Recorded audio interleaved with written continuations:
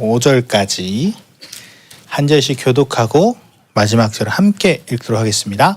그러므로 남을 판단하는 사람아, 누구를 막론하고 내가 핑계하지 못할 것은 남을 판단하는 것으로 내가 너를 정죄함이니 판단하는 내가 같은 일을 행함이니라.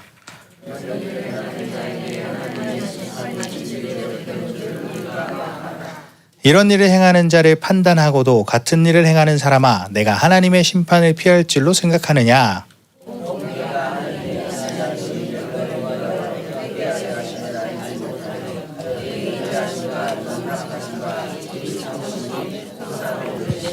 다 같이요. 다만 내 고집과 회개하지 아니한 마음을 따라 진노의 날 곧 하나님의 의로우신 심판이 나타나는 그날에 임할 진노를 내게 쌓는도다. 아멘. 아멘. 자, 오늘 하나님의 심판의 기준 우리 두 번째 말씀을 한번 나누도록 하겠습니다. 자, 우리는 서론에서 어떤 얘기를 들었죠? 정체성 얘기를 들었고 또 뭐가 있었죠? 그렇죠. 하나님의 의. 중요한 얘기죠. 서론을 통해서 복음에는 하나님의 의가 나타났다는 것을 보았습니다. 그리고 그것을 받아들이지 않은 그 이방인들을 불의한 삶이다 얘기하면서 하나님의 진노를 또 선포했죠. 자, 그리고 나서 이제 2장이 시작되는데 이 앞에 이방인의 죄들을 나열했습니다. 그리고 유대인들은 그 얘기를 듣고 어떻게 하겠어요? 이방인들의 죄를 듣고 판단하겠죠. 야, 니들이 그래서 안 되는 거야. 우리는 하나님이 선택한 민족이야. 너희들은 역시 그래서 안 돼. 그렇게 생각하는 유대인에게 2장 1절부터 바울이 빵 하고 이제 선포를 합니다. 야, 유대인들아, 니네도 똑같아. 니네도 본질적으로 다 죄인이고 하나님의 의 없이는 그걸 해결하지 못해 라고 선포를 합니다. 자, 그래서 누가 누구를 판단하느냐에서 지난주에 또 말씀을 들었죠. 판단하는 거에 대해서. 그래서 판단은 어떻게 하는 거예요? 하나님이 하게 하시는 건데 그걸 이제 신령한 자라고 또 얘기를 했었죠. 그게 뭐냐? 악의 뿌리가 제거된 상태에서 하나님이 판단하게 하신다는 거예요. 아멘. 그래서 상대적인 의, 내 생각, 내 방법으로 살면 안 된다. 계속 이 얘기를 하고 있는 거예요. 아멘. 그래서 지난주에 선포한 첫 번째 심판의 기준은 뭐였습니까? 지난주에 뭘 선포했죠? 진리대로 심판하신 하나님. 그 진리가 뭐냐? 실체를 보시고 심판하신 하나님이다. 그 마음의 동기를 보고 심판하신다고 이야기를 했죠. 자, 근데 유대인들은 이방인들처럼 현상적으로 뭐 다른 우상을 섬긴다거나 뭐 동성애를 한다거나 그러진 않았어요. 그런데 뭐라 그랬어요? 어떤 하나님이라 그랬어요? 실체를 보시는 하나님이라 그랬잖아요. 현상적으로 드러나는 죄를 짓진 않았지만 그 마음의 동기를 본 거예요. 왜 그 행동을 했는지. 그 동기가 야, 니네도 똑같아. 바울이 뭐라 그랬어요? 미워하면 살인한 죄라 그랬어요. 음욕을 품으면 음행한 일을 행한 거라 그랬어요. 그죠? 너네 마음의 동기 하나님 그거 보고 심판하신다. 유대인, 이방인 니네 똑같아 라고 얘기를 한 것이죠. 근데 그들은 그 우월감에 빠졌어요. 왜? 이스라엘 백성, 유대인들은 하나님이 선택했다는 그 선민의식이 있잖아요. 우린 선한 민족이다. 그 우월감에 빠져서 막 판단하고 우리는 너랑 차원이 달라. 근데 그건 뭐예요? 스스로 의를 얻는 것이기 때문에 하나님은 또 본질적으로 심판하시는 분이기 때문에 그들도 똑같은 죄인이라는 거예요. 그 우월감, 그 판단하는 것조차 자신의 의를 얻는 거기 때문에 죄라는 것이죠. 자, 즉 우리는 하나님의 의롭다 하심을 받아들이지 않고는 살아갈 수가 없을 뿐더러 심판을 피할 수 없다는 거예요. 아멘? 그러니까 어떻게 돼요? 포기할 수밖에 없는 거예요.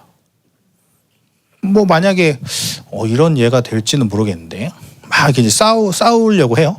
근데 상대방이 만만해. 얘네 둘 또래면은 만만해 보여요. 그죠? 그지? 둘이 한번 싸워보면 만만하겠지? 근데 야, 상대는 나다 하면 이제 의지가 싹 사라져. 포기가 되잖아요. 똑같아요. 하나님을 바라보면 그 하나님의 위대하심과 전능하심과 그 의롭다 하심을 보면 내가 포기될 수밖에 없어요. 아, 내 생각으로 살 수 없구나. 아, 내가 내 상대적인 의를 구하는 거 진짜 어리석었구나. 이래서 포기가 된다는 거예요.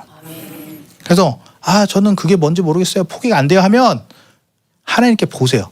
보여달라고 하세요. 보려면 어떻게 해야 돼요? 눈곱도 좀 떼고 세수도 좀 하고 눈을 이렇게 하고 봐야죠. 자다 일어나가지고 자다 바로 일어나서 앞에 보여요? 안 보여요. 막 하면서 눈곱도 좀 떼고 잠도 좀 깨고 물로 좀 씻고 이렇게 해야 앞이 보이죠. 그것처럼 우리도 말씀 먹고 회개하고 순종하고 엎드리는 삶으로 계속 비워내면서 정결한 작업을 하면 볼 수 있고 거기서 포기가 일어나는 거예요. 불을 다 꺼봐요. 보여요? 안 보여요. 그런데 불을 딱 켜봐요. 그럼 다 보여요. 너 여기 라면 국물 튀었다. 그냥 하는 얘기야? 너 여기 뭐 묻었다. 왜? 불 켜니까 다 보이잖아요. 하나님과 관계에서 그것도 마찬가지예요. 하나님의 시선 안에 우리가 있으면 이제 그 빛이 우리 안에 들어오면 비춰지면 보인단 말이에요. 야, 이것도 죄였구나. 이것도 죄였구나. 그러면서 처리가 될 때 의롭다함이 우리에게 들어오고 포기가 될 수밖에 없어요. 내가 이렇게 죄인이었구나. 창피하다. 이렇게 포기가 될 수 있습니다. 자, 심지어 하나님은 우리 지난 말씀 16절에 뭐라 그랬습니까? 16절? 2장 16절 뭐라 그랬어요? 읽어볼까요? 시작.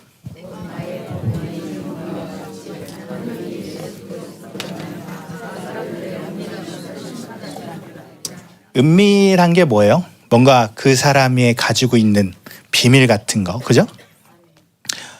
하나님은 은밀한 것까지 심판한대요. 내 비밀, 내 생각. 너 왜 그 행동했니? 그 마음의 동기.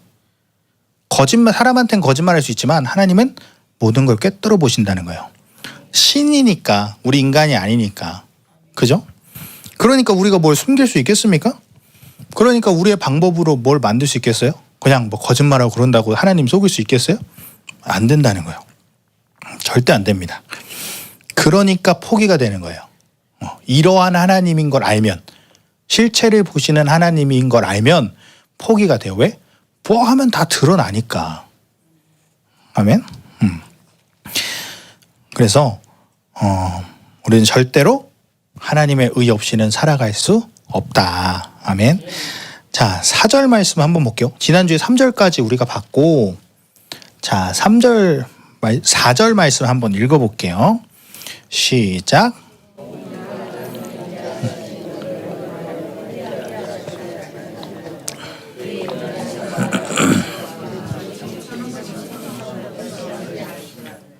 아멘.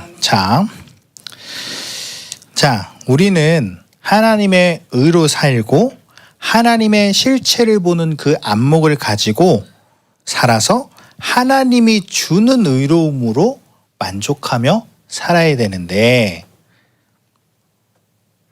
그렇지 않음으로써 풍성함을 멸시한다는 거예요. 하나님의 의로 살아야 되는데, 실제로 보시 하나님의 안목을 가지고 그 부담을 느끼면서 살아야 되는데, 그렇지 않으면 그 하나님의 풍성함을 멸시한대요. 멸시가 뭐예요?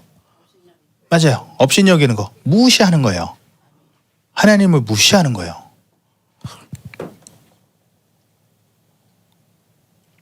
자, 하나님의 인자하심이 나오죠. 하나님의 인자하심. 자, 유대인들, 이스라엘 사람들이 이방인을 판단하는 이유는 뭐예요? 죄인이라고 판단한다는 이유는 이 하나님의 인자하심을 모르기 때문이에요. 뭐라 그래요? 하나님의 인자하심이 너를 인도하여 회개하게 하심을 알지 못하여. 하나님은 모든 사람에게 이 기대감이 있는데 뭐냐? 회개하고 돌아오는 것에 대한 기대감을 가지고 있는 거예요. 우린 죄인이에요. 근데 그 하나님께서 우리에 대한 기대감을 가지시고 예수 그리스도를 통해서 구원의 길을, 죄인에서 의인으로 갈 수 있는 길을 주셨어요. 그래서 하나님은 이 자녀들이 빨리 돌아왔으면 좋겠다는 그 마음이 있는데 유대인들은 그걸 몰라요. 그러니까 어떻게 해요? 판단하는 거예요. 어떻게 죄가 없어져? 니들은 다 죄인이야 라고 판단하게 되는 것입니다. 인자하심이라는 것을 이제 원래 기록된 언어, 이 헬라어로 보면 뭐냐, 이 선하심과 너그러움이란 말을 합친 거예요. 선하심과 너그러움이 합친 걸 인자하심이다라고 얘기를 하는데, 자, 로마서 3장까지 선하심이라는 것은, 이 인자하심이라는 것은, 선하심이라는 것은 하나님의 의와 똑같은 말이에요. 하나님의 의랑 똑같은 말이에요. 자, 이것을 왜 이야기를 하느냐? 로마 교회가 아직 하나님의 의에 대해 수용할 수 있는 수준이 아니었기 때문이에요. 아직 그 로마에 있는 유대인과 이방인들이 이것을 수용할 수 없는 상태였기 때문에. 왜요? 유대인은 이방인 판단하고 앉아있고 이방인은 또 유대인은 또 뭐라 하고 있고. 그래서 의라고 하면 뭔가 이렇게 집약해서 말하는 거고, 선하심이다 하면은 이제 크게 얘기하는 거예요. 즉 선하심도 하나님의 의를 얘기하는 건데, 자, 다시 말하면 우리는 패역하고 죄인임에도 불구하고 우리를 자꾸만 선하신 안목으로 보기 때문에 우리가 심판받지 않고 회개해서 하나님의 의로움으로 돌아갈 수 있는 원인이 되었다는 거예요. 아멘. 우리를 선하신 안목으로 바라보니까. 아멘. 만약에 하나님이 우리 죄진 거 가지고 바로바로 한번 판단해봐요. 이제 여기서 오늘 나갈 사람 없을걸요? 오늘 여기서 나갈 사람 없어요. 하나님이 죄 한 번 질 때마다 갑자기 빠방 하고 번개 한번 떨어져 봐요. 그럼 이 지구의 생명체가 없을 거예요. 그죠? 그럼 살 길이 없는 거예요. 근데 하나님 우리를 보실 때 어떻게 봐요? 선하심의 안목으로 보는 거예요. 선하심의 안목. 이런 거예요. 우리가 계속 넘어지고 어째도 너 나랑 여기 엄지손가락이 좀 닮았네? 그냥 그거 하나로 우리가 지금 살아가고 있는 거예요. 우리가 뭘 대단하게 잘해서가 아니고. 자, 시몬 어떻게 해요? 다혈질이에요. 베드로 얘기하는 거예요. 시몬 다혈질이고 볼 거 없어요. 근데 야, 넌 이제 반석이다. 베드로라는 뜻이 반석이거든요. 그 자에게 넌 이제 반석이야 딱 하고 불렀다는 것입니다. 이것이 하나님의 선하심의 안목이에요. 목회도 마찬가지죠. 목회도 마찬가지잖아요. 그죠? 막 이렇게 뭐 잘못한 것만 보고 하면 어떻게 하겠어요? 못해요. 목회 못해요. 다 쫓아내야지. 어떻게 하겠어요? 아까 저한테 혼난 어떤 친구들처럼 누군지 모르겠지만 어른들 다 계시네. 뒤에서 뚝딱거리고 있고 누군지 모르겠는데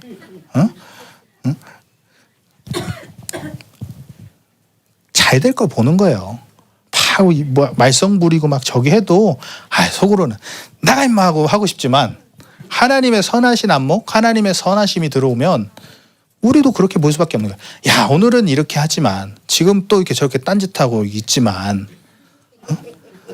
오늘로 한 7,400번째 얘기하는 것 같은데 그래도 야, 내일은 잘할 거야. 내일 못해도 모레는 잘할 거야. 그렇게 하다 보면 언젠간 변하는 거예요. 저는 어땠겠어요?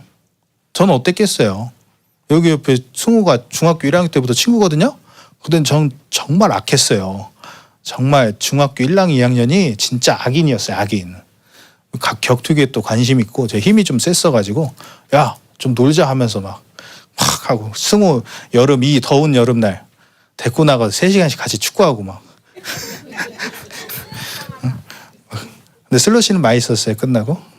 아무튼 또 선하심의 안목으로 봐야 된다. 그래서 이 얘기를 하면은 항상 떠오르는 예화가 있는데, 제가 사역을 이제 첫 사역은 아니었는데 그래도 이제 서울로 올라가서 서울에서 첫 사역을 이제 시작했어요.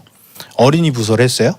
어린이 좋죠. 애들 하는데 이제 교회 사정이 있어가지고 청년부를 맡게 된 거예요. 그때가 25살이었나 그랬던 것 같은데 어리잖아요. 근데 청년들은 저보다 다 나이가 적어요? 웬만하면 많아요. 얼마나 어렵겠습니까? 그런데 이 어려움과 막 하니까 매주 뭘 했냐면 이번 주는 그만둔다고 말씀드려야겠다. 진짜로 매주 그랬어요. 매주 이번 주는 그만둔다고 말씀드려야겠다. 안 되겠다. 근데 그렇게 하다가 교회를 가잖아요. 이제 오늘은 점심 먹고 이제 오후에 청년 예배를 했거든요. 오늘은 이제 끝나고 말씀드려야겠다. 근데 청년 예배를 드리잖아요. 드리면 하나님이 이 청년 딱 볼 때 어떻게 생각하겠어요? 이놈의 새끼들 하잖아요. 근데 하나님이 그 하나님의 선하신 안목, 그 하나님의 사랑하심을 부어주시는 거예요. 하나님이 이 사람들을 얼마나 사랑하시는지 부어주니까 미치겠는 거예요. 속으로는 이놈의 새끼들 했다가 그 사랑한 마음이 부어지니까 내가 뭐라고 또 왜 그랬을까? 애증의 관계라고 하죠. 그러면 이제 그 예배 끝나잖아요. 막 긍휼이 보여. 사랑스러워 보여. 이번 주도 힘내고. 근데 설교 끝나고 제목 물어보면 제목도 몰라요. 그런데 그 사랑의 마음을 부어주시니까 감히 내가 판단할 게 아니구나. 감히 내가 힘들다고 할 게 아니구나. 뭐 그런 경험이 또 있습니다. 자, 아무튼 하나님은 우리를 선하신 안목으로 보아야 하는데 우리도 그렇게 해야 되는 거예요. 그럴 때 회개가 일어나죠. 막 잘못할 때마다 그냥 벌 줘봐요. 그러면 그거 무서워서 하지 진정한 회개는 안 일어나거든요. 근데 격려해주고 소망을 주고 가끔 혼내긴 하지만 그러면 그 마음에서 어느샌가 회개가 일어난다는 거예요. 자, 그리고 우리도 마찬가지야. 하나님의 선하신 안목으로 살게 되면 그게 우리로 하여금 회개를 일으키게 하고 마침내 그게 하나님의 의롭다 하심을 받게 하신다는 겁니다. 근데 그걸 지금 유대인들은 모르니까 정죄한다는 거예요. 야, 이방인 우린 본질적이랑 달라. 니네들은 죄인이야. 이건 아니라는 거죠. 자, 너그러움은 뭐냐? 이 패역함을 품는 상태예요. 아까도 얘기했듯이 죄를 지을 때마다 하나님이 때리면 우리 살 수가 없죠. 하나님은 우리가 100번 죄를 지어도 한 번 때릴까 말까 하는 성품인 거예요. 이것이 하나님의 너그러움입니다. 이 인자하심이 우리를 이끌어 가시는 거예요. 그래서 마침내 회개하게 하시는 겁니다. 그런데 우리가 누굴 정죄를 하겠어요? 정죄 판단 절대 안 되는 거예요. 하나님의 인자하심을 따라서 회개케 만드신 그 놀라운 하나님의 계획과 뜻을 모르기 때문에 계속 판단하는 것입니다. 그러면 어떻게 한다 그랬어요? 풍성함을 멸시한다는 거라니까요. 그냥 내가 판단하고 내가 정죄하면서 끝나는 게 아니라 결국 그것은 하나님의 풍성함을 멸시한다는 거라니까요. 자, 하나님의 풍성함은 뭐예요? 저 중간 말씀 보면 인자하심과 용납하심과 길이 참으심이라는 거예요. 자, 용납하심과 길이 참으심, 용납하심과 참으심은 다른 말인데 그 원어상 다른 말인데 뜻은 똑같아요. 뭐냐? 일시적인 휴전이라는 거예요. 전쟁의 종식이 아니라 심판을 잠시 보류했다라는 뜻이에요. 하나님은 죄인과 한순간도 같이 못 있으세요. 왜냐? 그게 성품이시기 때문에, 거룩하시기 때문에 죄랑은 절대 같이 섞일 수가 없는 거예요. 그런데도 죄인을 참아주신다는 거예요. 심판을 보류한다는 건 그냥 되는 게 아니거든요. 여기를 이제 NIV 성경, 영어 성경에 보면 long suffering이라고 해요. 뭐예요? 긴 고통이라고 하는 거예요. 하나님은 지금도 긴 고통을 참고 우리를 기다리신다는 겁니다. 이걸 알면 누구를 정죄할 수 있겠어요? 그죠? 나를 그렇게 길이 참아주셨기 때문에 기회가 있고 회개케 함으로 하나님의 의로움을 받아들이는 하나님의 자녀가 됐는데 이 긴 고통이 없으면 우리는 벌써 지옥에 가 있다니까요. 벌써 지옥에 가 있어요. 여러분 찜질방 적당하니 따뜻하니 좋잖아요. 근데 그걸 한 100도, 200도, 300도 올려봐요. 그럼 좋을까요? 고통스럽죠. 한 500도 돼봐요. 찜질방 온도가. 고통스럽죠. 근데 하나님은 지금도 그보다 더한 고통을 참으신다는 거예요. 길이 참으신다는 거예요. 왜? 우리에게 늘 그 인자하심으로 보시기 때문에. 자, 우리는 내 명예를 뭔가 손상시킨다. 그럼 관둬요. 근데 높은 직급에 있는 사람들은 명예로 살아요. 그죠? 그런데 하나님은 당신의 명예를 곤두박질 치시면서도 여러분을 잡고 있는다는 거예요. 왜냐하면 하나님 자신으로는 절대로 죄를 잡을 수 없어요. 같이 할 수 없어요. 하나님의 의랑은. 왜냐? 그건 창조주의 모든 자격을 상실할 수도 있는 문제거든요. 그 죄를 같이 이렇게 한다는 것은. 근데 그걸 참으시면서 계속 보고 기다리고 계신다는 거예요. 그 고통을 참으시면서. 인간의 몸을 입고 이 땅에 왔다? 그럼 그건 창조주의 자격이 상실한 거예요. 신이 인간의 몸을 입고 이 땅에 왔다는 건 그 창조주의 자격을 포기한 거거든요. 근데 그럴 만큼 우리를 사랑하셨다는 거예요. 그렇게 해서 우리의 죄를 용서하셨는데 아직도 나의 의로 살고 있어요. 그러면 그게 말이 됩니까? 자, 1,000억 줄 테니까 앞으로 교회 다니지 마십시오 하면 안 다니실 분. 안 다니실 분. 어차피 못 주잖아요. 그러겠죠? 응? 우리는 그거랑 다 비교할 수 없는 정체성이라는 거예요. 어디 뭐 얼마를 준다고 해도 막 바꿀 수 없어요. 초밥 줄게. 다음 주 교회 나오지 마. 일주일 내내 초밥 사줄게. 그럼 교회 안 나올 거야? 그렇죠. 안 바꿔야 돼요. 왜? 하나님은 그 당신의 명예를 포기할 정도로 우리를 사랑하셨어요. 아멘. 인간의 몸을 입고 이 땅에 오셨다? 자신의 명예를 버린 거예요. 그 놀라운 사랑으로 우리를 회개케 하고 하나님의 의롭다함을 얻게 했는데 그걸 모르니까 우리가 또 유대인들이 함부로 정죄하고 판단한다는 거예요. 우리를 향한 그 하나님의 놀라운 의지와 사랑을 안다면 하나님의 실체를 보는 안목을 깨닫게 되고 실체를 보시는구나. 그럼 그 선하심의 안목도 받아들이게 되고 그 부담감을 가지게 되니까 절대로 그걸 판단할 수가 없게 되는 것입니다. 근데 그런 놀라운 사랑이 있기 때문에 우리한테 기대하는 바가 되게 높은 거예요. 우리한테 기대하는 바가 되게 높아요. 왜? 그렇게 우리를 사랑하셨으니까. 목숨 버리면서 사랑했는데 내가 목숨 바쳐서 누굴 구했어. 근데 집에서 맨날 띵가띵가 놀고 있어. 그럼 내가 쟤를 왜 살렸지? 이러지 않겠어요? 뭐 그거는 비교가 안 되긴 하지만 그렇게 목숨 바쳐서 자신의 명예를 버리면서까지 우리를 사랑하셨기 때문에 구하셨기 때문에 그 사랑의 기대감이 높을 수밖에 없는 거예요. 아멘? 자, 아이를 낳으면 어떻게 해요?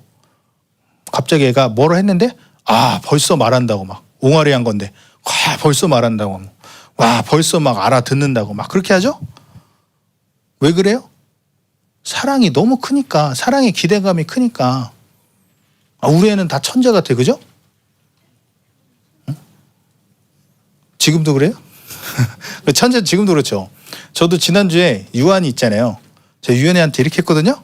갑자기 저를 보더니 손으로 이렇게 해주는 거예요. 이렇게 여긴다니까요. 사랑의 기대감이 크기 때문에. 걔는 그냥 한 거잖아요. 우연히. 근데 난 기대감이 크니까 야, 얘 천재다. 벌써 또 이렇게 손을 흔드네. 그렇게 여긴다는 거예요.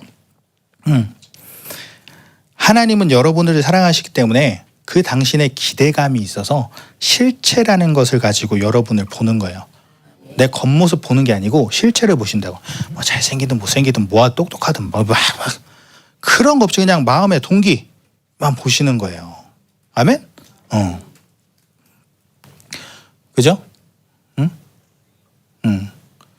자, 하나님이 보시는 것은 실체이지 결과나 현상이 아니라는 거예요. 결과 안 됐잖아요. 현상은 안 좋은 일만 일어나잖아요. 아니죠. 하나님은 그 중심, 실체를 보신다는 거예요. 우리도 그래야 합니다.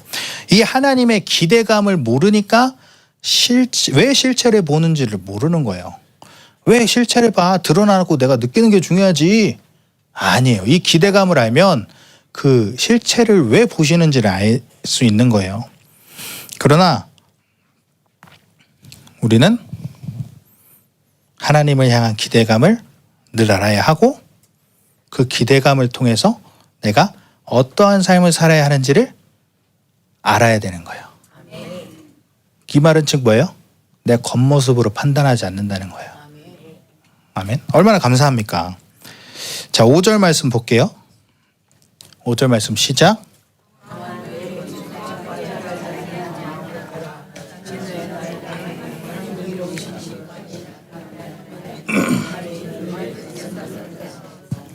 아멘.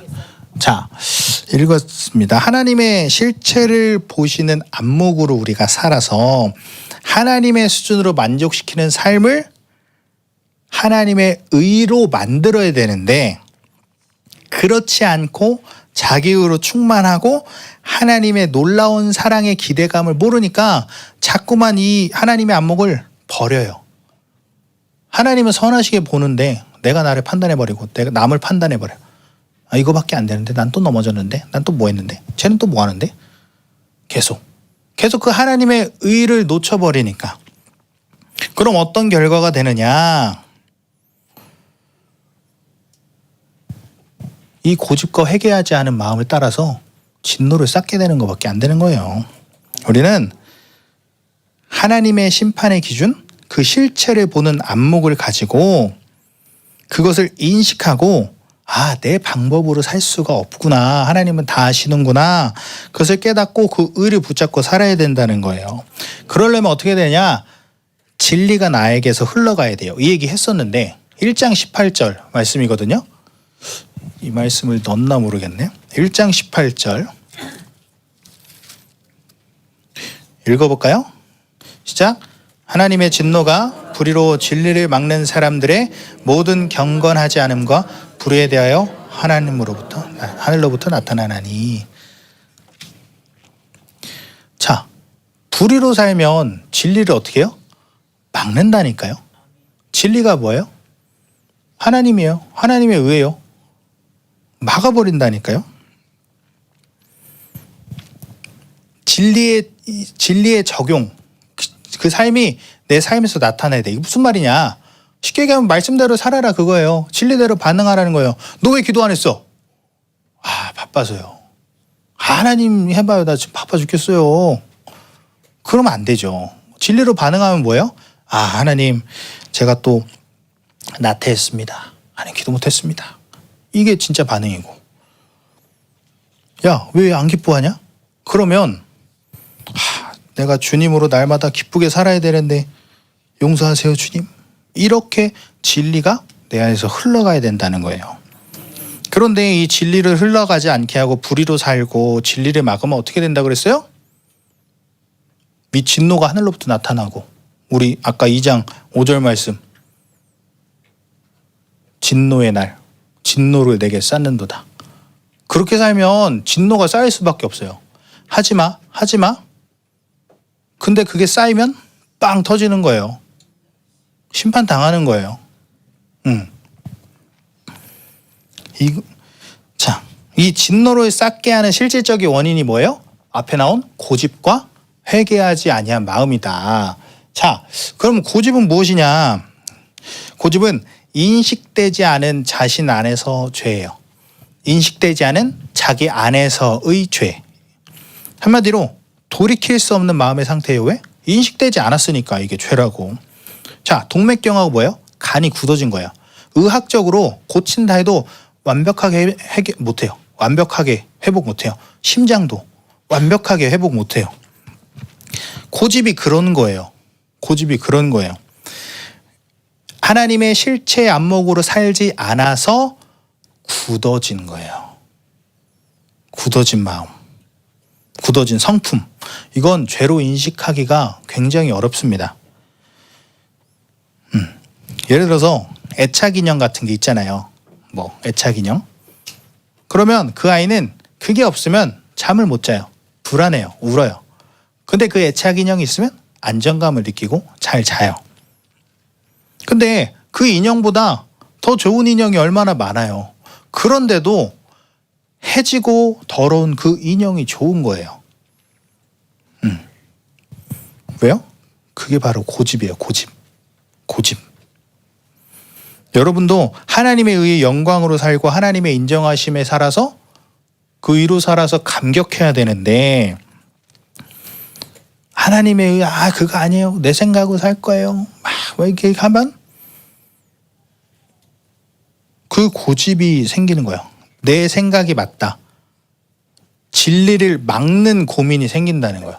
진리를 막는 고집이. 그래서 우리가 되게 중요한 게 뭐냐면, 아이 뭐 오늘 기도 한 번 안 하지? 뭐 말씀 좀 안 먹지? 간단하잖아요. 뭐 큰일 있어요? 당장 안 한다고? 당장 안 한다고 큰일이 없죠? 근데 그게 큰일이 아닐까요? 스노우볼이라 그러죠. 산 위에서 눈 이만한 거를 굴리면 그게 땅 밑에 왔을 때는 산사태가 되는 거예요. 우리는 진노를 계속 쌓는 거예요. 내 생각으로 살 때마다. 오늘 기도 안 하지 뭐. 아이 내 생각이 맞아. 그러면 그건 나중에 돌이킬 수 없는 고집이 되는 거예요. 우리의 고집 있잖아요. 이런 것도 고집이에요. 이건 무조건 기도해야 돼. 기도하는 건 맞아요. 그런데 고집으로 그냥 기도를 막 외치는 사람들이 있어요. 그런 것도 고집이라는 거예요. 하나님의 진리를 막는 거. 하나님의 말씀을 듣고 깨달아야 되죠. 하나님의 말씀으로 성품이 터치받아야 되는데 터치 안 되는 부분들이 있어요. 하나님 이건 절대 못 하실걸. 예전에 어떤 분이 저한테 그랬어요. 어떤 목사님도 나 교회 뭐 못 나오게 했는데 목사님 못 하실걸요? 그런 얘기를 했어요. 그건 지가 선택하는 거지 왜 나한테 그런지 모르겠는데, 이런 거 우리가 말씀을 듣고 터치를 안 받는 성품이 있어요. 왜? 내가 안 받아들이니까. 바뀌었으면 좋겠어요. 말은 하는데 내 마음은 아니야. 안 건드렸으면 좋겠어. 여전히 그렇게 살고 싶어. 그런 게 이제 고집이라는 거예요. 뭐 신앙생활 꼭 그렇게 해야 됩니까? 이것도 고집이에요.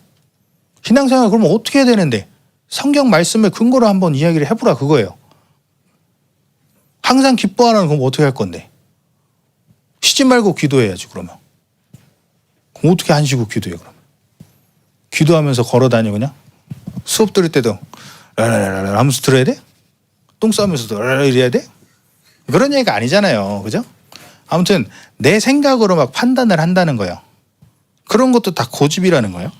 고집은 죄로 인식되지 않아요. 그러니까 계속 그 고집을 잡고 살고, 그런데 중요한 건 뭐다? 하나님의 의를 막고 있다는 거예요. 그게 그 고집들이. 그래서 결국 인생은 그 고집 때문에 하나님의 진노가 막 쌓이는 거예요. 바로 보세요. 진노를 얼마나 열심히 쌓았어요. 그러니까 무릎까지 안 오는 물에 다 죽지. 그죠? 인생의 고통은 거기서 오는 거예요. 이게 영적인 묶임이라는 거예요. 그래서 여러분, 목사님이 뭐 말씀하시면 잘 들어야 돼요. 잘 들어야 되는 거예요. 여러분. 그만 얘기 좀 하고요. 저것 좀 하고요. 안 기다려 주신다니까요. 극단적으로 얘기하면 1시간 후에 내가 살아있다는 보장이 있습니까?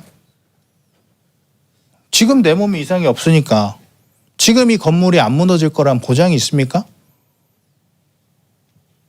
모르는 거예요. 그건 하나님만 아시는 거예요. 그냥 당연히 여기고 살아가다 보니까 그냥 사는 거지. 그냥 순종해야 됩니다. 이 고집을 해결하려면 우리는 그냥 한번 기도 안 하고 말고 내 생각으로 살고 하지만, 그것을 해결하려면 죽음을 통과하는 그런 쏟아냄이 있어야 되는 거예요. 다윗 보세요. 한 번의 음욕으로 3일 동안 어떻게 했어요? 눈물이 침상을 띄우도록 회개를 했어요. 그런 고통스러운 회개를 했단 말이에요. 우리도 그런 고통스러운 회개를 해야 되고, 계속 고집을 부린다면, 순종을 안 한다면 계속 그래야 하는 거예요. 그래서 날마다 내 안에서 그것들을 해체시키는 진실된 역사가 일어나야 합니다. 회개의 역사. 그래서 하나님 만나고는 한동안 울고 다녀야 돼요. 초창기 때 우리도 중학교 때, 고등학교 때 이제 저도 하나님을 체험하고 경험하고, 승호청년도 그랬고 자주 울었어요. 승호청년도 그렇고 저도 그렇고 되게 자주 울고 막 기도하면 콧물이 여기까지 쑥 내려와 있고 그랬어요. 그래서 초창기 뭐 계속 울어야 되지만 초창기에는 그런 우는 시간이 많이 필요하다고요. 여러분들 눈물 지난 시간에 얘기했죠? 눈물에 대해서. 하나님이 옳다는 것들을 받아들이지 못하고 죄로 인식하지도 못하는 게 고집이다. 그럼 누가 알려줘야겠어요? 하나님이 알려줘야 돼요. 이거 못 해결하면 안 돼요. 광야 계속 얘기했잖아요. 해결될 때까지 똑같은 거 또 오는 거예요. 그냥 쳇바퀴 인생으로 고통스럽게 이렇게 살아가는 거예요. 그거를 해결 못하면. 진실된 회개의 역사가 일어나야 합니다. 그게 뭔지는 모르겠지만 많은 부분이 있어요. 영적인 부분들. 뭐 기도의 부분도 있을 것이고, 기도와 가정의 부분도 있을 것이고, 교회와 성도의 부분도 있을 것이고, 가정과 교회 부분도 있을 것이고. 근데 문제는 뭐냐? 고집은 뭐예요? 절대 포기 안 해요. 고집 부리니까 절대 안 포기해요. 그러면 안 돼요. 그 절대적인 하나님의 의에 비춰서 우리의 그 고집들을 찾아내야 되는 거예요. 응? 뭔가 그 고집이라 해서 막 옆 사람한테 물어보고 그런 고집이 아니고 하나님으로부터 알아야 된다는 거예요. 이 고집이 위험한 건 뭐다? 하나님의 의를 이루지 못한다. 진노의 날을 쌓는 것밖에 없다. 그 고집이 진리를 막고 있는 거예요. 그러니까 그런 고집이 있는 사람들은요, 그 악한 사단들이 데리고 놀아도 몰라요. 왜? 나도 죄로 여기지도 못하는데, 난 그냥 당연히 했는데, 그래도 몰라요. 분별이 안 돼요. 딴 사람이 얘기하면 아니야. 목사님에게도 아니야. 말씀을 들어도 터치가 안 돼. 골수를 찔러 쪼개야 되는데 골수를 찌르지 못해. 막 피해. 이렇게 피해. 그렇다는 거예요. 자, 그 다음에 뭐예요? 회개하지 아니하는 마음, 회개치 않은 마음. 뭐냐? 잘못된 자리에 머물러 있으면서 돌이키지 못하는 거예요. 잘못된 걸 아는데도 돌이키지 못해요. 너무 오래 살아서 거기 잘못된 걸 아는데도. 왜 그래요? 하나님의 의를 모르기 때문에.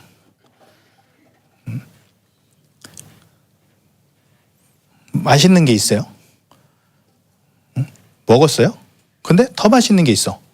근데 애들은 뭐냐면 뭐 새로운 거 주면 잘 안 먹어요. 우리 예안이도 그 텐텐 그 이렇게 이만한 거 있잖아요. 애들 뭐 먹는 거 끈적끈적한 거, 그거를 큰 통으로 사줬단 말이죠. 포장지가 좀 달라요. 그랬더니 안 먹는데요. 안 먹는다고 울어 막. 야, 똑같은 거야 하니까 안 먹는다고 막. 그 내놓으라고 막, 쬐끄만 거 내놓으라고 막. 근데 어쩌다 한번 먹었어요. 그 뒤로 그냥 잘 먹어요. 자, 우리는 그런 고집들이 또 있어요. 그런 고집들이 또 있어요. 내가 여기에 너무 오래 살아서 잘못된 걸 알지만 뭔가 이것에 돌이키면 뭔가 손해볼 것 같고 피해볼 것 같고 안 좋은 걸 아는데 괜히 두려운 거예요. 그 새로운 것에 대해서, 하나님의 의에 대해서. 그 두려워하는 건 뭐예요? 내가 두려워하는 게 아니라 내 안에 영이 두려워하는 거거든요. 그것을 우리는 뛰어 넘어야 된다는 거예요. 돌아서야 하는 것이 마땅한 삶인데 그 원래 있던 그것이 주는 두려움이나 영적인 관계성 때문에 돌이키지 못하는 상태가 바로 회개하지 않는 마음이다. 이렇게 얘기할 때 있어요. 나도 이렇게 살게. 그렇게 얘기하는 사람이 진짜 그냥 그렇게 살고 싶어서 얘기하겠어요? 본인도 괴로워요. 근데 새로운 걸 하기가 두려운 거예요. 그러니까 이렇게 살게 놔둬. 그렇게 하는 거거든요. 여전히 불신앙으로 살고, 여전히 세상의 경향성으로 살고, 여전히 자기 방법으로 살면서 옳지 않은 삶을 사는데도 돌아서지 못한다. 여전히 깨지고 있으면서 회개하지 못하는 거예요. 그 깨지는 원인들을 분별하고 돌이켜야 되는 거예요. 이러한 태도는 이거야. 하나님 뭐 한번 해보시죠. 뭐 위험하게, 그죠? 이런 거랑 똑같은 거예요. 이 방향성의 문제가 있어서 돌이키지 못하는 거예요. 잘못된 걸 알아. 그럼 돌려야지. 계속 여기다가 열어놓고서 힐끗힐끗 하나님 한 번씩 쳐다봐. 그럼 아예 확 돌려야지. 그죠? 이 회개치 않는 마음, 이 방향성의 문제가 회개치 않은 마음과 이제 연계가 돼서 고집으로 살게 되는 거예요. 이게 하루 이틀 쌓인 게 아니에요. 털어내기가 쉽지 않다니까요. 어려워. 우리는 이걸 찾아내야 되는 거예요. 찾아내야 돼. 이것이 뭐냐? 이 유대인들이 갖고 있는 우월감이에요. 야, 우리 하나님 선택한 선민이야. 이런 거. 그래서 예수님이 뭐라 그랬어요? 야, 웃기지 마라. 이 돌들로도 아브라함 자손을 만든다. 그래서 그 말씀을 하신 거거든요. 그런데 유대인들은 이 우월감을 내려놓지 못해요. 하나님은 실체를 보시는 분이신데 이것이 11절까지 계속되는 얘기거든요. 옳지 않은 방향에 있으면서도 그 방향을 돌릴 수 없는 상태, 회개치 않는 마음. 이것도 진노의 날을 쌓을 뿐이에요. 이것도 왜 생겨요? 하나님의 실체를 보는 안목 가운데 살지 않아서. 늘 현상과 결과만 집중하니까. 그래서 이 3장까지 나오는 이 말씀을 가지고 우리가 이것을 계속 처리하면서 상대적인 의, 내 생각, 내 방법, 이 고집들 다 내려놓고 이제 6장의 성화의 단계로 팍 들어가야 된다는 거예요. 6장으로. 바울이 얘기하고 있는 믿음으로부터 의가 온다. 이 신득의 원리를 가지고 우리가 하나님의 의를 붙잡지 않은 어떤 상태에 있다. 그러면 이 성화의 단계에 간다는 건 불가능한 거거든요. 믿음으로써 의롭다함을 얻는다는 거 붙잡으면 그렇게 살아야지. 의 안 붙잡고 있으면 성화니 명화니 들어갈 수가 없어요. 들어갈 수가 없어요. 우리는 계속 포기하고 내려놔야 합니다. 그래서 첫 번째 심판의 기준 뭐라고 했어요? 진리대로 심판하신 하나님. 실체를 보시고 심판하신 하나님이에요. 이 안목이 늘 우리에게 있어야 돼요. 그 안목이 뭐예요? 우리의 동기와 우리의 은밀한 것들, 비밀한 것들, 생각 이런 것들을 보시는 거예요. 이것들을 어떻게 내가 만족시킬 수 있겠습니까? 내 노력과 방법으로? 절대로 만족 못 시킵니다. 오직 나를 포기하고 하나님의 의를 붙잡는 수밖에 없는 거예요. 아멘? 이것이 돼야 합니다. 자, 그래서 이제 두 번째 서론을 잠깐 보고 마칠게요. 이제 다 했어요. 자, 두 번째는 뭐냐? 6절부터 11절까지인데 의롭다함의 상태를 보고 심판하시는 하나님. 상태를 보고 심판하시는 하나님이에요. 6절 한번 읽어볼게요. 시작.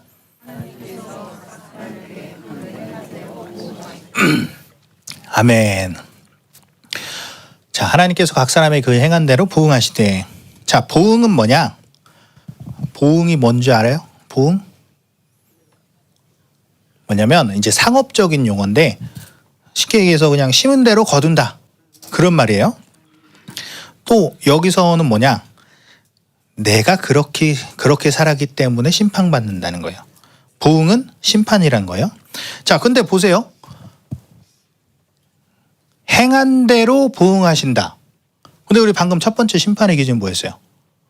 실체를 보시는 하나님은 행함을 보시는 게 아닌데? 그럼 왜 그랬을까요? 완전히 모순된 얘기인데? 완전히 다른 얘기인데? 왜 그랬을까요?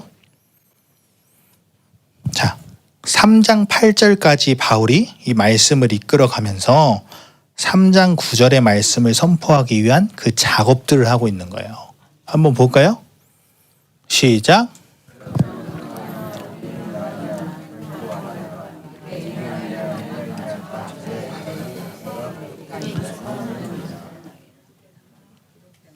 다 읽어야죠.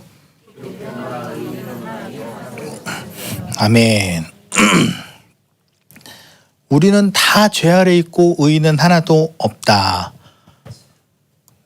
이방인이나 유대인이나 이 말씀이 다 선포될 수 있어야 합니다. 자, 의인은 하나도 없다는 그 심판을 선포하기 위해서 계속해서 이방인의 죄, 유대인의 죄, 그리고 하나님의 의 없이는 살 수 없다. 이것을 계속 얘기하고 있는 거예요. 자, 1장에 뭐가 나왔어요? 이방인의 죄에서 쭉 나왔었죠. 2장 1절부터 5절 우리가 본 거 유대인의 죄에서 나왔고요. 2장 6절부터 16절까지는 이방인과 유대인의 보편적인 심판의 잣대. 그 다음에 17절부터 3장 8절까지는 유대인의 죄를 다시 선포하고 3장 9절에 가서 야, 이방인 유대인 니네 다 죄인이다 라고 선포하는 것입니다. 그래서 3장까지 바울은 이 세상 모든 사람들은 하나님의 의가 없이는, 예수 없이는 그 무엇도 소망이 될 수가 없다라고 얘기하는 거예요. 아멘. 오직 예수 그리스도만이 유일한 소망이다. 아멘. 교회가 문제가 되는 게 뭐예요? 프로그램. 계속 프로그램만 시키니까 예수님 없이도 그냥 프로그램으로 다른 걸로도 뭘 할 수 있다라는 인식을 자꾸 심어주는 거예요. 복음은 다른 것으로 포장되지 않습니다. 절대로 교회는 예수 그리스도 외에 어떤 가능성을 열 수도 없고 열 것도 없고 열어서도 안 되는 거예요. 아멘. 오직 진리만이 하나님의 사람을 만들어가는 유일한 방법입니다. 예수님만이 하나님 앞에 의롭다함을 받는 유일한 방법입니다. 아멘. 자, 6절 보면 다시, 자, 6절을 보면 이 행함은 뭐냐? 행동, 내가 뭘 했다, 이게 아니라 의롭다함의 상태를 얘기하는 거예요. 즉 행함은 상태를 말씀하신다. 행함은 어떤 행동의 결과, 그 행동 자체를 얘기하는 게 아니라 하나님이 의롭다 하시고 그 의롭다함을 받아들였으면 너희는 이러한 상태로 살아갈 것이다 라고 얘기하는 것이고, 또 그것을 받아들이지 않는다면 이런 상태가 될 것이다에 대해서도 말씀하시는 거예요. 그런 얘기를 바울이 6절부터 11절까지 이제 전개를 하고 있습니다. 자, 한 가지 더 보면 각 사람에게, 하나님께서 각 사람에게라고 말씀하죠. 이것은 바울이 왜 넣었느냐? 11절에 얘기하겠지만은 하나님의 의롭다함을 얻는 은총을 받는 것은, 하나님의 의롭다함을 얻는 은총, 얻는 것은 그 사람의 어떤 외적인 것으로도 만족시킬 수 없다. 그 하나님 의롭다 하시는 은총을 우리가 뭘 해서 받는다는 게 아니라는 거예요. 전적인 하나님의 은혜. 무슨 얘기냐? 이때 당시에는 돈이 많거나 명예가 있거나 하면 재판할 때 특혜를 줬어요. 근데 지금 뭐라는 거예요? 하나님의 의를 받는 데는 특혜가 없다. 각 사람 행한 대로, 각 사람의 의로운 상태로 심판하신다라고 말씀하시는 것입니다. 모두 각자의 믿음대로 심판을 받는다는 것입니다. 이 의롭다함과 구원의 문제는 모두에게 공평하다는 거예요. 자, 다시 말하면 행함은 의롭다함의 상태다. 그래서 두 번째 심판의 기준은 상태를 보시고 심판하시는 하나님이다. 로마서 전체는 어떤 노력이나 내 행위로 만들어갈 수 있는 건 없는 거예요. 성화라 그래서 내가 뭘 하고 아니에요. 그냥 비우고 포기하는 거예요. 그래서 내 신앙생활이 늘 내 의로 살아가는 사람들은 부담스러울 수밖에 없죠. 그렇다면, 그렇게 느껴진다면 우리는 회개해야 되는 거예요. 근데 감사한 건 우린 이렇게 가진 게 없으니까 그게 또 감사한 거예요. 자, 오직 우리는 하나님의 의밖에 없다. 그래서 이제 그 의로운 상태대로 심판하신다, 이제 6절에 하고 11절까지 얘기하는데, 이제 의로움의 상태에 대해서 쭉 얘기합니다. 그건 이제 다음 주에 볼게요. 자, 말씀 정리할게요. 자, 실체를 보시는 하나님의 안목의 부담감이 지금 내게 있는가? 내 상태는 의를 받아들인 상태인가? 아니면 하나님의 의로 살지 않는 시간이 오래돼서 잘못된 걸 알고도 돌이키지 못하고 있느냐? 아니면 죄를 죄로 여기지 못하는 고집, 회개치 못하는 상태로 있느냐? 이것을 점검해야 합니다. 그래서 우리는 내 힘으로 이룰 수 있는 것은 아무것도 없다는 것을 날마다 깨닫고 고백하고 하나님의 의만을 받아들여야 한다는 것이에요. 그 의는 오직 예수 그리스도를 통해서만 가능하지 다른 어떤 것으로도 얻을 수 없습니다. 하나님은 지금도 믿지 않는 자들이 돌아오기를 기다리고 계시잖아요. 근데 지금 교회를 다니고 있는 나도 하나님의 의를 받아들이지 않았다면 아직 하나님께서 기다리시는 자라는 거예요. 아멘? 그럼 난 교회 다녀도 이렇게 못하고 저렇게 못하는데 어떻게 합니까? 아까 뭐라고 그랬어요? 인자하심. 하나님은 늘 선하신 안목으로 보신다니까요. 할 수 있어. 오늘 못했어? 그럼 내일 하면 되지. 이따 저녁에 하면 되지. 하면 되지. 하나님은 늘 이렇게 바라보신다는 거예요. 그런데 그 시간들을 계속해서 낭비하고 돌이키지 않으면 진노를 쌓고 결국 진노와 심판밖에 남지 않습니다. 늘 하나님의 인자하심과 선하심과 너그러우심을 기억하면서 남을 판단하지 말고 나 먼저, 내 들보를 먼저 보시기를 바랍니다. 그래서 우리 반석교회 성도님들 모두가 내 의, 상대적인 의, 내 생각, 내 방법, 이런 것들을 날마다 말씀 먹고 회개하고 순종하면서 포기하고 비우고 하나님만 바라보면서 하나님의 의를 받아들이고 하나님의 그 실체를 보신 안목을 가지고 부담을 살아가면서 하나님의 의로 사는 삶을 살아가고 그 안에서 나를 바라보고 하나님을 바라보면서 진리를 날마다 흘러보내는 오직 믿음으로 사는 의인들이 되기를 주님의 이름으로 축원합니다. 아멘. 우리 찬양 하나 하고 마치겠습니다.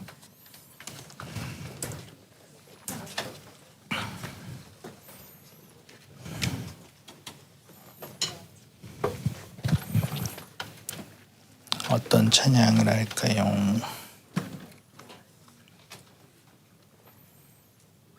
우리 하나님의 음성을 찬양하겠습니다.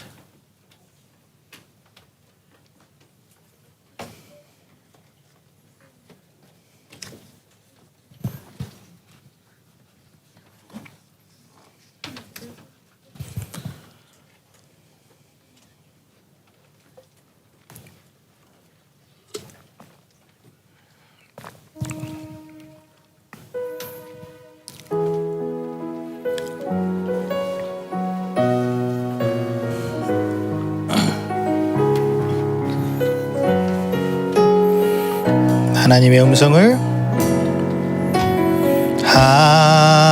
하나님의 음성을 듣고자 기도하면 귀를 기울이고 나의 기도를 들어주신다네.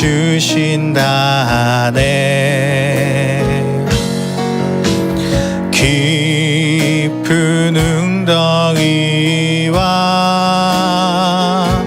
수렁에서 끌어주시고 나의 발을 반석 위에 세우시사 나를 튼튼히 하셨네. 우리 2절 고백합니다. 주를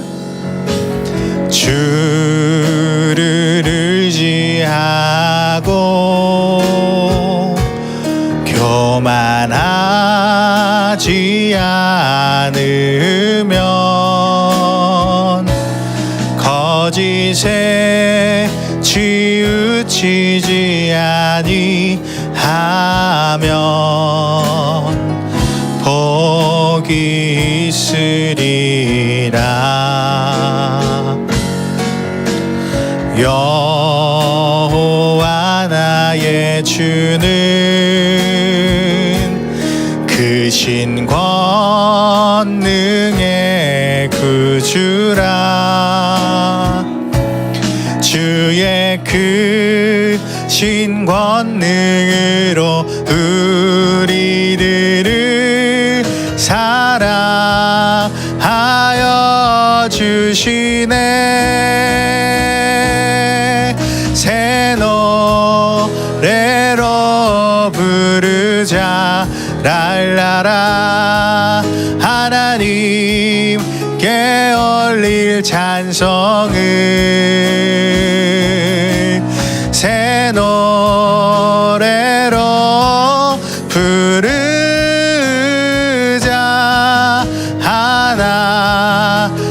하나님 사랑을 새 노래로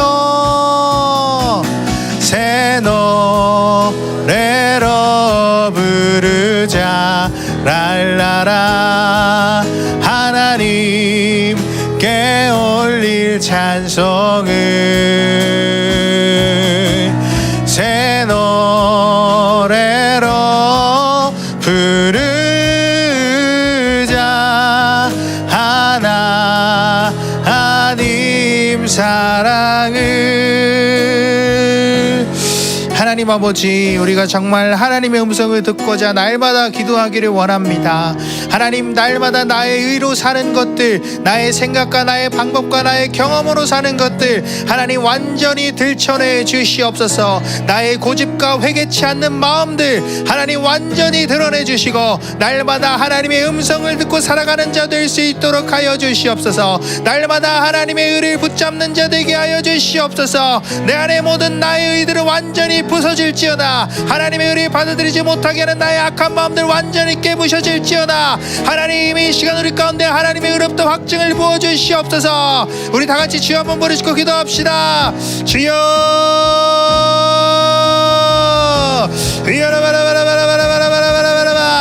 하나님, 나의 의를 완전히 내려놓게 하여 주시옵소서. 하나님, 나의 의를 완전히 뽑아주시옵소서. 내가 날마다 하나님 앞에 엎드리게 하시옵소서. 날마다 하나님 앞에 비우고 포기하겠습니다. 하나님이 나를 어떠하게 사랑하셨는지, 어떠한 기대감을 가지고 있는지 하나님 날마다 알게 하여 주시옵소서. 실체를 보시는 하나님의 안목의 부담을 가지고, 그 사랑의 부담을 가지고, 그 사랑의 기대감을 가지고 날마다 하나님의 의를 붙잡고 살아가게 하소서. 우리 안에서 하나님의 진리가 막히지 않도록 날마다 의롭다함의 확증을 얻게 하시고, 날마다 하나님으로 충만하여지는 삶을 살아가게 하여 주시옵소서. 하나님은 깊은 웅덩이와 수렁에서 우리를 끌어주십니다. 하나님은 우리를 의롭다 하셨습니다. 하나님은 우리를 죄 없다 하셨습니다. 하나님, 그 감격과 기쁨을 우리가 날마다 확증짓고 나아가게 하여 주시옵소서. 날마다 우리 삶 속에서 날마다 새 노래를 부르게 하여 주시옵소서. 이야라바라바라바라바라바라바라바라바라바. 하나님의 그 놀라운 사랑이 우리 가운데 경험되어지게 하여 주시옵소서. 하나님의 그 놀라운 사랑이 우리 가운데 충만하여지게 하소서. 내 노력이나 내 행위는 어떠한 것도 할 수 없습니다. 날마다 그 의롭다함을 받아들이게 하시고, 나의 죄된 것들 깨닫게 하시고, 완전히 회개하게 하여 주시옵소서. 우리가 행해서 뭔가를 만들어 가질 수 없습니다. 모든 것은 하나님의 은혜입니다. 하나님의 것만을 받아들이게 하여 주시옵소서. 하나님 앞에 날마다 순종하게 하소서. 샤라바라바라바라바라바라바라바라바라바 야라바라바라바라바라바라바라바라바라바라바. 하나님, 나의 고집들, 회개치 못하는 마음들 완전히 내려놓게 하소서. 완전히 뽑아지게 하소서. 샤라바라바라바라바라바라바라바 샤라바라바라바. 하나님, 야라바라바라바 샤라라라라라. 더 충만하게 하나님, 야라바라바라바라바라바 샤라바라바라바라바라바라바라바라바라바. 더 충만하게 부어주소서. 사랑의 하나님, 우리가 정말 오늘 이 말씀을 받고 또 우리 마음에 찔림을 받습니다. 하나님, 우리의 삶 속에서 그것들을 가지고 하나님 앞에 나아가게 하시고, 날마다 이 말씀으로 하나님 나를 비워내게 하여 주시옵소서. 날마다 하나님 앞에 나의 고집들과 회개치 못함과 의를 받아들이지 못하고 불의로 살고 진리로 막는 모든 것들 하나님 완전히 비춰주시고 완전히 포기하고 비워지게 하여 주시옵소서. 우리가 철저히 회개하게 하시고, 상대적인 의가 아니라 하나님의 의를 받아 날마다 그 의롭다함의 확증을 받아 사는 그런 믿음이 있는, 믿음으로 살아가는 의인이 될 수 있도록 하나님 축복하여 주시옵소서. 이번 한 주 우리가 이 말씀들을 가지고 살아갑니다. 하나님, 어떤 고난과 역경이 있더라도 이 말씀을 통해 주시는 그 하나님의 축복을 우리가 기억하게 하시고, 소망을 붙들게 하시고, 날마다 말씀 먹고 회개하고 순종하고 엎드리며 믿음으로 담대히 나아가게 하여 주시옵소서. 이제는 우리 예수 그리스도의 은혜와 하나님의 극진하신 사랑하심과 성령님의 내주교통위로 충만하심이 날마다 하나님 앞에 말씀 먹고 회개하고 순종하고 엎드리며 나의 의와 나의 생각들을 모두 뽑아내고 하나님의 의롭다함의 확증을 받아 믿음으로 살아가기를 원하는 우리 반석교회 모든 성도들 위해 충만할지어다. 아멘.